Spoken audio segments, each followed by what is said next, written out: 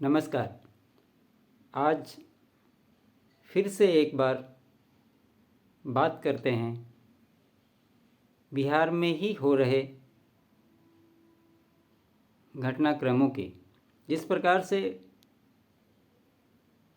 मैंने पीछे भी कहा था कि बिहार की राजनीति हर एक दिन नया रूप ले रही है और ये ऐसा परिप्रेक्ष्य बनते जा रहा है कि आप इसमें बात किए हुए बिना रह नहीं सकते। इधर लगातार पीछे जो भी वीडियो मैंने बनाया है उसमें ज़्यादातर बिहार को ही रिप्रेजेंट कर रहा हूँ और लोगों को ये लगता होगा कि हर एक दिन बिहार की राजनीति को लेकर के और एक समान ही बातें होती है। उन बातों की चर्चा इसलिए करना ज़रूरी होता है क्योंकि घटनाक्रम कहीं न कहीं उन बातों को एक दूसरे से जोड़ता हुआ दिखाई देता है और उसको अगर आप आराम से देखेंगे तो हर एक पिछले वीडियो से आगे जो मैंने बताया है वो एक कड़ी दर कड़ी जुड़ती हुई आपको दिखाई देगी। आज भी उसी क्रम को आगे बढ़ाते हुए मैं अपनी बात रख रहा हूँ। ये चर्चाएं हर दिन चल रही है कि बिहार में सरकार मकर संक्रांति के बाद चेंज हो जाएगा और बहुत सारे राजनीतिज्ञ इस बात को कह रहे हैं। मैं भी लगातार पीछे दिनों लगातार इस पर चर्चा कर रहा हूँ और आज भी इसी बात को कह रहा हूँ। इसके कुछ तथ्य एक दूसरे से जुड़ते हैं, उसी के आधार पर मैं अपनी बातों को कहता हूँ। पिछले 24 घंटे में कल आपने देखा दिल्ली में मुकुल वासनिक के घर पे सीट शेयरिंग को लेकर के आरजेडी और कांग्रेस की बैठक थी। क्या आपको उसमें जेडीयू के कोई प्रतिनिधित्व दिखाई दिए? नहीं। जब जनता दल यूनाइटेड INDIA गठबंधन का हिस्सेदार है और बिहार में सीट शेयरिंग को लेकर के ये मीटिंग थी तो फिर उनके कोई भी रिप्रेजेंटेटिव वहाँ मौजूद क्यों नहीं थे? क्या ये सवाल नहीं उठता है कि आखिर ऐसा क्यों हुआ? उससे पहले जनता दल यूनाइटेड के प्रवक्ताओं नेताओं के द्वारा ये कहना कि हमने तो 17 सीटों पर चुनाव लड़ा ही था और हमें वो तो चाहिए ही, ये क्या दर्शाता है? नीतीश कुमार ने ये स्पष्ट मैसेज कर दिया है कि मुझे तो अपनी 17 सीटें चाहिए। अब अगर नीतीश कुमार को INDIA गठबंधन 17 सीट दे देती है तो बचे हुए 23 सीट में आरजेडी कांग्रेस वामदल को समझौता करना होगा। ये उन्होंने क्लियर मैसेज दे दिया है। आप ये भी सुन रहे होंगे कांग्रेस जिस प्रकार से कहती आ रही है मुझे कम से कम 9 से 10 सीट चाहिए, उससे कम में हम कंप्रोमाइज़ नहीं करेंगे। तो ये क्या दर्शाता है? कहीं ना कहीं कौन बैकफुट पे जाएगा, क्या करेगा, ये आप भी समझ रहे हैं। क्योंकि कोई भी बैठक होती है उसमें जहाँ से जिस स्टेट के लिए बात हो रही है, वहाँ पे जो भी दल हैं वो सब उसमें शामिल होते हैं, लेकिन उस मीटिंग में सिर्फ एक दल का शामिल होना ये क्या दर्शाता है, इसे मुझे बताने की ज़रूरत नहीं है, इसे आप अच्छे से समझ सकते हैं। अब ये बात मैं लगातार क्यों कह रहा हूँ कि मकर संक्रांति के बाद जो माहौल बन रहा है उसमें सरकार चेंज होगी, इसके लिए आपको मैं थोड़ा पीछे ले चलता हूँ। इंडिया गठबंधन बनने के बाद पहला चुनाव कर्नाटक में हुआ था। कर्नाटक के चुनाव में कांग्रेस ने बीजेपी को हराकर सरकार बनाया। उस समय विपक्षी पार्टियां एकजुट दिखाई दी। वहाँ पे मुख्यमंत्री के शपथ ग्रहण समारोह में एक बड़ा कार्यक्रम किया गया, लोग उसमें शामिल हुए और उसको लोकसभा चुनाव से पहले का सेमीफाइनल बताया गया और इस प्रकार से लोग जोश में आ गए कि अब तो बीजेपी को हर हाल में उखाड़ फेंकेंगे। लेकिन अगर आप नीतीश कुमार को समझते हैं तो आपने देखा होगा कि वो बहुत आराम से, और जब भी मीटिंग हुई उनका सबसे ज़्यादा जोर सीट शेयरिंग के फॉर्मूले पे ही था।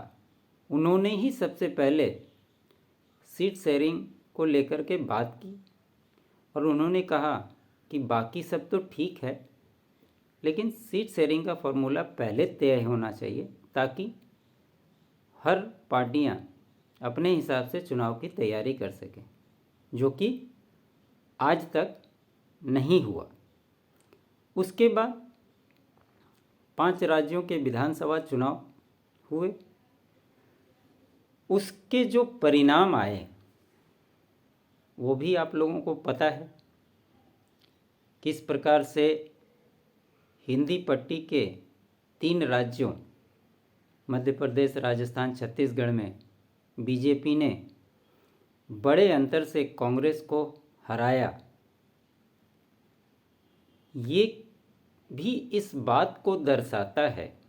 उसके बाद कोई भी नेता का ये बयान जिस कर्नाटक के जीत के बाद आया था कि ये महागठबंधन की जीत है, ये विपक्षी एकता की जीत है, क्या आपने किसी दल के नेता से ये सुना? नहीं। क्यों?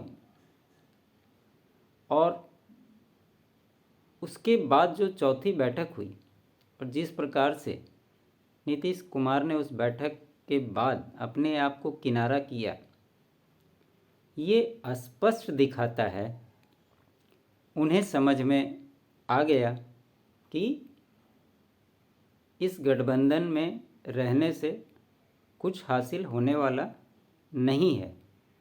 और उसी का नतीजा हुआ कि जिस प्रकार की घटनाक्रम जदयू में हुई, किस प्रकार से ललन सिंह को अध्यक्ष पद छोड़ना पड़ा, नीतीश कुमार ने फिर से कमान अपने हाथों में ली और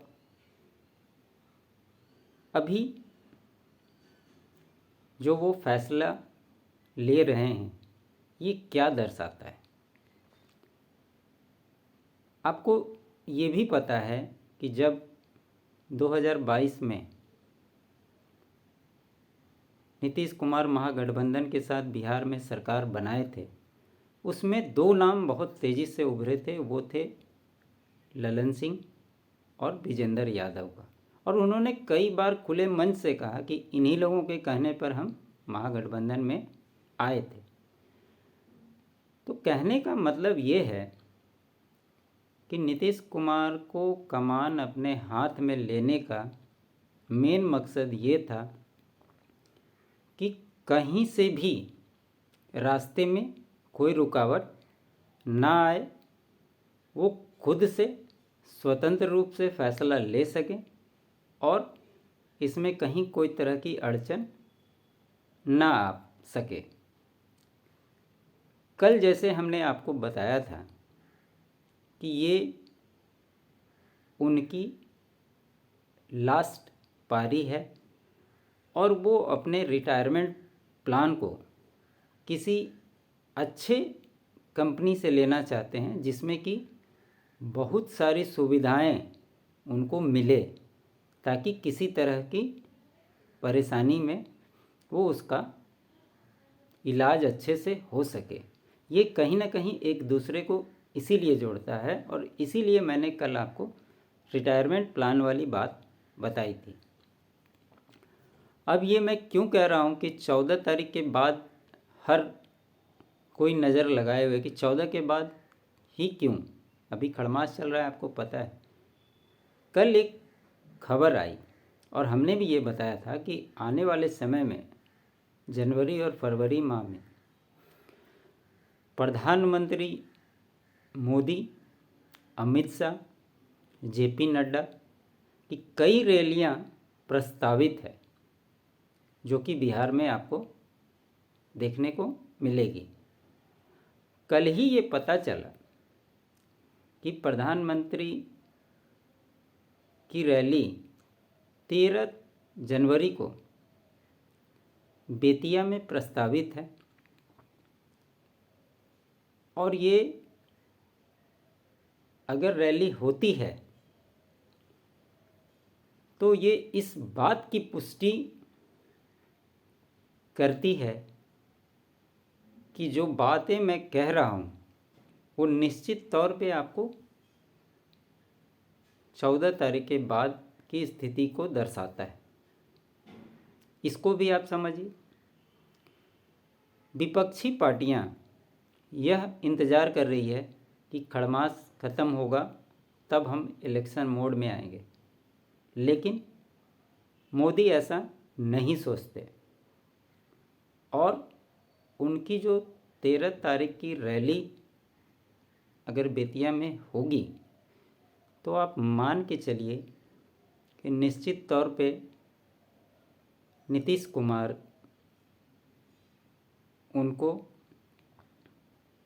उनसे मुलाकात होगी, बात होगी और ये बातें किस दिशा में जाएगी इसका आप अच्छे से अनुमान लगा सकते हैं। ये एक बहुत बड़ी घटनाक्रम आपको उसके बाद देखने को मिलेगी। अब लोग ये भी कह रहे हैं कि अगर नीतीश कुमार एनडीए में आते हैं तो आईएनडीए गठबंधन में तो उन्होंने 17 सीट की डिमांड रख दी है, तो बीजेपी क्या उन्हें 17 सीटें देगी या 16 सीटें देगी? फिर एनडीए के सहयोगी चिराग पासवान हो, उपेंद्र कुशवाहा हो, जीतन राम मांझी हो, इनका क्या होगा? आप ये मान करके चलें अभी की परिस्थिति में जिस प्रकार से बीजेपी अपना सर्वे करा रही है हर सीटों को लेकर के और जो राजनीतिक परिप्रेक्ष्य बना हुआ है, इसमें कोई भी दल अपनी बातें तो रख सकता है लेकिन मनवा नहीं सकता। करेगा वही जो बीजेपी कहेगा और उसके हिसाब से आगे जा कर के उन्हें कहीं जो लॉस होगा वो सेट कर दे, अलग बात है, लेकिन इसको निश्चित तौर पे इसमें समीकरण में बैठाया जाएगा। और आप ये भी समझिए कि अगर एनडीए में नीतीश कुमार की वापसी होती है तो उन्हें 16 सीटें तो नहीं मिलेगी, 10 से 13 सीटों तक उन्हें दिया जाएगा और वो भी वैसे कैंडिडेट को मैदान में टिकट मिलेगा जो अपने क्षेत्र में पिछले 4.5 वर्षों में कुछ अच्छा काम किए हों और जिन्होंने सांसद रहते हुए अपने क्षेत्र का ध्यान नहीं रखा, वैसे बहुत सारे सांसदों का टिकट भी काट सकती है। और कम सीटों पर क्यों समझौता करेगी, ये भी एक बड़ा सवाल है। इसलिए क्योंकि सीटें तो 40 की 40 ही रहेगी, वो 41 नहीं हो सकती, 45 नहीं हो सकती, और सबको उसी में एडजस्ट करना है। तो आप यह मान कर चलें कि उसके बाद भी बहुत सारे रास्ते एनडीए के पास हैं, जैसे राज्यसभा की सीट हो, राष्ट्रपति, उपराष्ट्रपति, राज्यपाल बनाने की बात हो, तमाम तरह के पद हैं जो प्लस माइनस होकर बाद में लोगों को उस पर एडजस्ट किया जा सकता है। अब एक सवाल ये भी उठता है कि क्या चिराग पासवान नीतीश कुमार के आने से सहज रहेंगे? तो आपको ये भी समझना होगा कि चिराग पासवान एक ऐसे नेता हैं बिहार के उभरते हुए, जिनकी महत्वाकांक्षा सिर्फ एक सांसद बनने की नहीं है, और जिस प्रकार से वो अपनी कैंपेनिंग में लोगों का जन समर्थन मिलता है, निश्चित तौर पे अभी के परिप्रेक्ष्य में आप ये मान के चलें कि एनडीए के लिए वो एक मजबूत कड़ी हैं, और उनका जो एम्बिशन है वो एनडीए में रह के ही पूरा होगा। उनकी जो क्षमताएं हैं वो निश्चित तौर पे बीजेपी उपयोग करेगी। कहीं ना कहीं आज बीजेपी को भी ये अफसोस होगा कि 2020 के चुनाव में जितनी वो सीटें मांग रहे थे, उन्हें न दे करके और गठबंधन जो टूटा, वो अफसोस ही कर रही होगी। क्योंकि अगर वो 30-35 सीट पे भी लड़ते और 15-20 सीट भी जीत जाते, तो आज जो समीकरण आपको बिहार में दिख रहा है कि नीतीश कुमार कभी बीजेपी के साथ और कभी महागठबंधन के साथ मिल कर के गेम कर रहे हैं, ये स्थिति बनती ही नहीं, और आज भाजपा बिहार में सरकार में होती।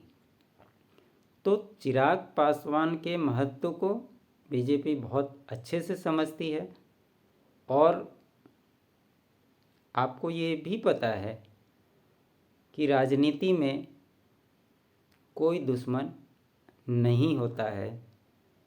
समय जैसे जैसे बदलता है, लोग वैसे वैसे बदलते हैं। इसलिए मैं कह रहा हूँ कि आप मान कर चलें कि 14 तारीख के बाद और प्रधानमंत्री की रैली 13 तारीख को जो बेतिया में हो रही है, ये सारे समीकरण इसी और इशारा कर रहे हैं कि निश्चित तौर पे कुछ बड़ा होगा, और 24 में इसके परिणाम भी आपको देखने को मिलेंगे। कैसा लगा मेरा ये प्रयास, मुझे ज़रूर बताएं। मैं भी इंतज़ार करता हूँ। अच्छा लगे सब्सक्राइब करें, शेयर करें, लाइक करें। आपका बहुत बहुत धन्यवाद।